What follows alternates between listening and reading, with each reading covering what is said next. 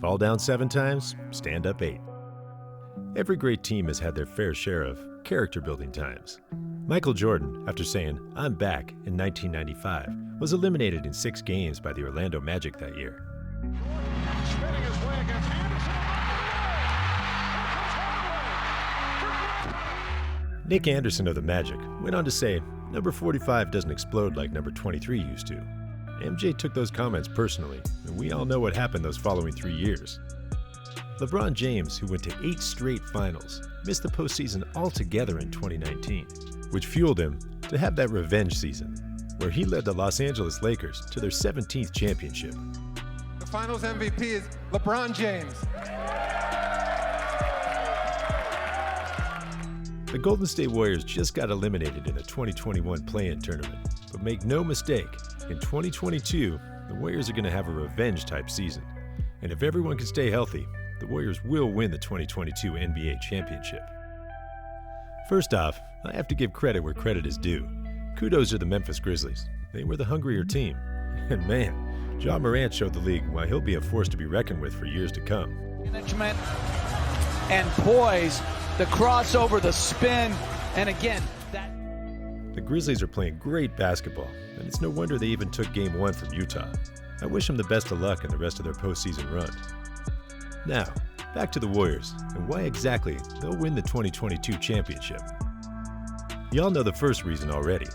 The Warriors were missing half of the Splash Brother equation, just like how MJ never won a championship without his partner in crime, Scottie Pippen, and how LeBron never won a championship without Dwayne Wade, Kyrie Irving, or Anthony Davis. How can we expect Steph Curry to win without Klay Thompson? Keeping it alive for the new possession. Thompson turning and shooting. Now, Klay did go down with an Achilles injury, which has been known to reduce players to shells of their former selves. But look at Kevin Durant and how he bounced back. I mean, even with the post-Achilles injury, Durant is the reason why the Brooklyn Nets are the championship favorites in Vegas. 15 points. We're just midway through the second. Now guarding Durant at the other end.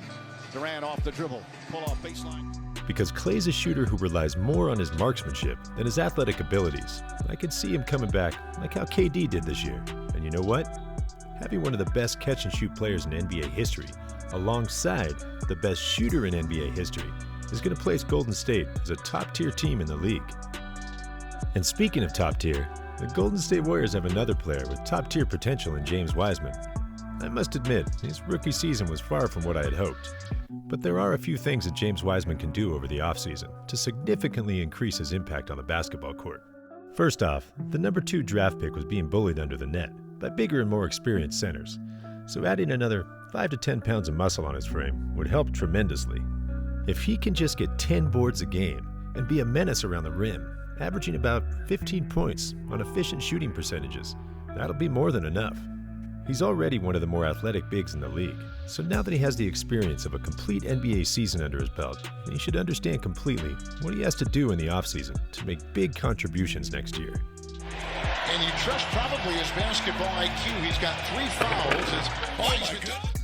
And speaking of next year, Draymond Green just went on air to say I expect to be extremely involved with the offseason roster changes. And this 2021 offseason is going to have a lot of interesting players that will either have a player option or are entering restricted or unrestricted free agency. Kawhi Leonard, DeMar DeRozan, Lonzo Ball, Kelly Olynyk, Enes Kanter, Hassan Whiteside, Jared Allen. These are just a few of the names that could fit in with the Warriors. In addition to free agency, some blockbuster trades may happen as well. The Warriors have the Timberwolves' top 3 protected pick. And also, because they missed the playoffs, they will be in the lottery. I don't expect the Warriors to try and develop any of these draft picks. And instead, because the 2021 class is supposed to be real deep, I expect the Warriors to use these 2 picks to acquire the right pieces to fit what the Warriors are missing. Draymond Green is one of the most competitive players in the NBA and has an incredibly high basketball IQ, so I'm sure he's going to take a real close look at the roster from 1 through 15 and make his decision based on what's needed for an NBA championship run. And speaking of a championship run, one thing the Warriors definitely need in their next championship quest is a player who can get points in the paint. Despite having 2 of the best shooters in NBA history in Steph and Klay, the Warriors need a big man who can get easy points in the paint. Because, let's face it, the outside shots aren't going to always fall. And in those moments, having a player like Domantas Sabonis or Jonas Valanciunas can really help, because they can either back down defenders or get deep in post positions, which will allow them to be the recipient of many easy baskets at the rim.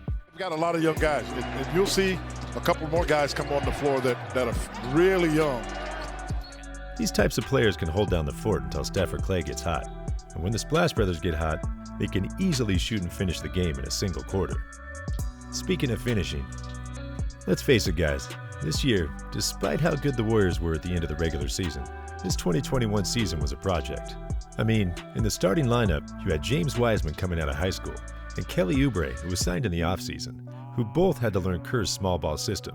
On the bench, you had newly acquired Brad Wanamaker, who didn't meet expectations, and Eric Pascal, who unfortunately was in and out of the lineup due to COVID and injury reasons. Towards the end of the regular season, the best bench players were a two-way player in Juan Toscano Anderson and a second-year player in Jordan Poole, who just came out of the G League. When the Warriors finally signed Gary Payton II, it was already deep into the season, and Kerr didn't have the luxury of time to develop him into the rotation. I didn't even mention that Steph Curry was coming back from taking a year off, and had to learn to work with a roster, which aside from Looney and Green, had never played 1 minute together before.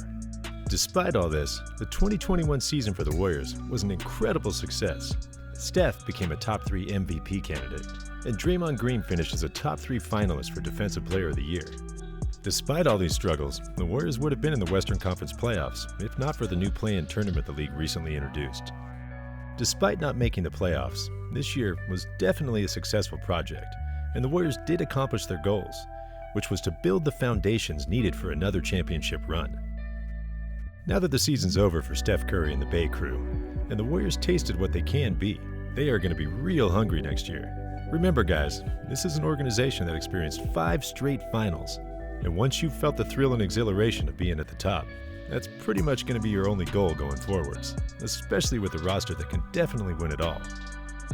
Hunger's needed to be the best at anything, and it shows.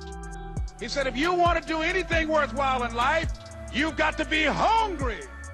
When the Spurs lost their Game 7 matchup against LeBron and the Heat in 2013, they were driven, focused, and exacted their revenge exactly a year later when they beat Miami 4-1 in the finals. Curry, Clay, and Draymond are second to none when it comes to having a competitive spirit, and I expect them to bring that fight in the 2022 season. Especially Steph Curry. This is a man who's been doubted his entire life, and if you thought his 2021 season was great, I'm sure he's going to be even more special next year. I mean, this year, he already reminded a lot of people of who he is, and you can check out exactly what I mean in this video here.